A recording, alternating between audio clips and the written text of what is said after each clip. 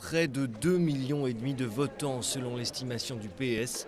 Le premier tour de la primaire est un succès incontestable pour les socialistes. Un premier tour dominé par François Hollande qui sera opposé dimanche prochain à Martine Aubry, arrivé deuxième. Mais rien n'est joué pour la finale, le député de Corrèze le sait.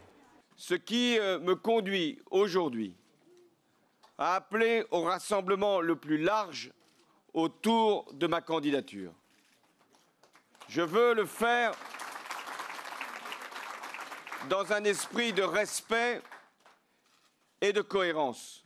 Pour Martine Aubry, le PS a donné un avant-goût d'une belle équipe de France pour 2012. La maire de Lille espère que sa campagne, clairement ancrée à gauche, lui sera favorable au second tour.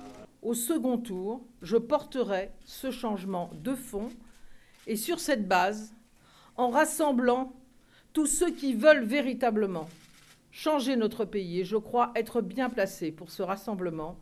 Je battrai M. Sarkozy en 2012. Cruelle désillusion pour Ségolène Royal, la candidate socialiste de 2007.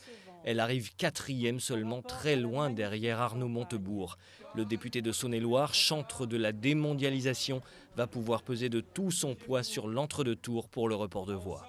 La cause de la Nouvelle-France que j'ai défendue a réussi l'exploit de faire mentir les sondages, de mettre en minorité les deux candidats officiels. Le Parti socialiste, en tout cas, ne cache pas sa satisfaction. Le pari de la primaire est tenu.